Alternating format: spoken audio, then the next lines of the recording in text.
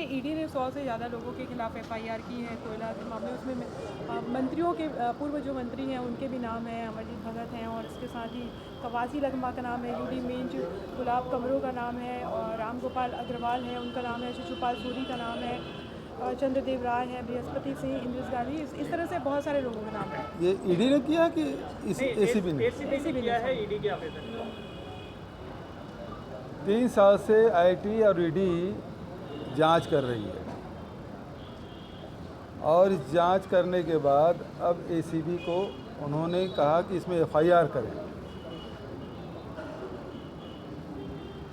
जब ईडी जांच कर रही थी, आईटी जांच कर रही थी, तब इन लोगों का न यूडी मींज का नाम था, न अमरजीत भगत का नाम था, न गुलाब कमरों का नाम था, न ही कवासी लखमा का नाम था।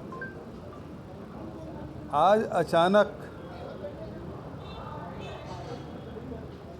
ईडी के आवेदन पर एसीबी ने केस रजिस्टर्ड किया है, और सारे हमारे नेताओं के नाम उसमें लिखा गया है। ये सीधी सीधी सी बात है कि ये लोकसभा को ध्यान में रखते हुए प्रदेश के नेताओं को बदनाम करने का षड्यंत्र भारतीय जनता पार्टी के एजेंसी ईडी अब राज्य सरकार के द्वारा, एसीबी के द्वारा जांच करने का निर्देश किया, एफआईआर दर्ज किया है। यूडी मींज का नाम आना मतलब ये बताता है कि मुख्यमंत्री कितने छोटे सोच के हैं, जबकि ईडी के किसी जांच में यूडी मींज का नाम नहीं आया है। यूडी मींज का दोष केवल इतना है कि वो विष्णुदेव साय के खिलाफ चुनाव लड़े, उनका दोष केवल इतना है, और इसलिए उसका नाम आया है। मुख्यमंत्री की इतना छोटे सोच का नहीं होना चाहिए, क्योंकि एसीबी में जांच करने का आदेश मुख्यमंत्री के हस्ताक्षर से होता है। और जब ये नाम आया है, इससे पता चलता है कि विष्णुदेव साय जी इतने छोटे सोच के हैं। ये स्पष्ट है, बदनाम करने का षड्यंत्र तो शुरू से चला आ रहा है, चाहे आईटी के माध्यम से हो, चाहे ईडी के माध्यम से हो, चाहे वो डीआरआई के माध्यम से हो। लेकिन अब जब एसीबी जांच कर रही है, जब उसमें किसी नेता का नाम नहीं आया था, जिन नेताओं का नाम था, तो ईडी कर क्या रही थी? अब ईडी से बड़ी एजेंसी होगी एसीबी। इसका मतलब ये है कि लोकसभा को ध्यान में रखते हुए, ताकि इनको बदनाम किया जा सके। मैं तो शुरू से ही मीडिया के माध्यम से ईडी से कहता रहा हूं कि इन्होंने कहा कि लीकर में घोटाला हुआ, राज्य सरकार के कोष में हानि हुई। तब मैंने बताया था कि रमन सिंह जब मुख्यमंत्री थे तब 3900 करोड़ का था रेवेन्यू, हमारी सरकार आने के बाद 6600 करोड़ हो गया। 1600-1800 करोड़ रुपया हर साल वृद्धि हो रही है, तो रेवेन्यू का लॉस कहाँ से? दूसरी बात, उन्होंने कहा कि 2200 करोड़ का लिकर स्कैम, जितने लोगों के खिलाफ कार्रवाई की सबको मिला के 200 करोड़ की संपत्ति नहीं बन रही है। आज तक के ये 2200 करोड़ को सिद्ध नहीं कर पाए हैं, 2 साल 3 साल से जांच कर रहे हैं। उसी प्रकार से कोल स्कीम में 500 करोड़ का आरोप लगाया।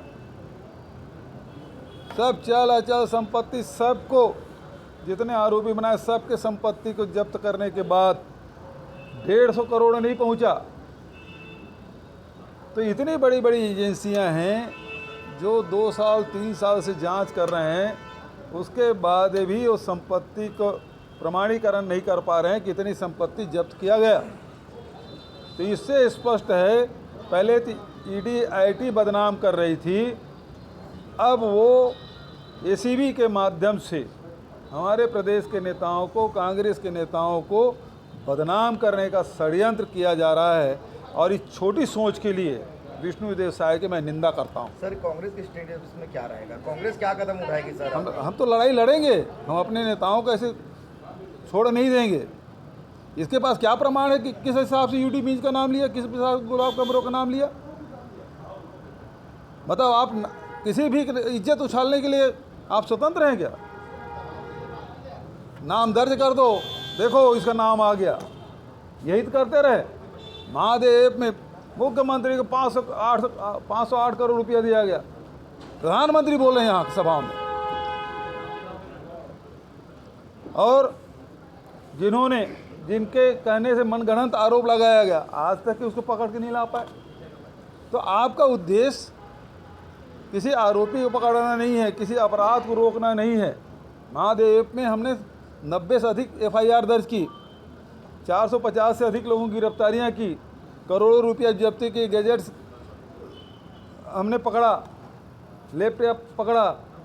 ये लोग किए क्या हैं आज तक के? जो 3 लोगों का नाम बता रहे हैं, लुकआउट सर्कुलर हमने जारी किया, हमारे शासनकाल में हुआ। उसके बाद किसी को ला पाए क्या? नहीं ला पाए। तो आपका उद्देश्य ये जितना सट्टा पूरे देश भर में चल रहा है उसके खिलाफ कार्रवाई करना नहीं है। पूरे परिवार बर्बाद हो रहे हैं सट्टा से। महादेव की बात नहीं है। आजकल तो बड़े बड़े नेता, बड़े बड़े उद्योगपति, बड़े बड़े फिल्म स्टार, उनके द्वारा प्रमोट किया जा रहा है कि इतना ये खेलो तुमको तत्काल पैसा मिल जाएगा, इस प्रकार के प्रमोशन। और वही जा रहे हैं राम मंदिर में। बड़े बड़े नेता, अमित शाह जी नहीं गए मंदिर उद्घाटन में, राज्यों के मुख्यमंत्री नहीं गए, लेकिन जो महादेव सट्टा में जो लोग नाचने गए थे दुबई, जब शादी हुई, क्या नाम उसका, क्या चंद्राकर, सौरभ चंद्राकर की जब शादी हुई तो जो नाचने गए थे वो अतिथि बने थे वहाँ। लेकिन भारतीय जनता पार्टी के नेताओं तक वहाँ नहीं गए।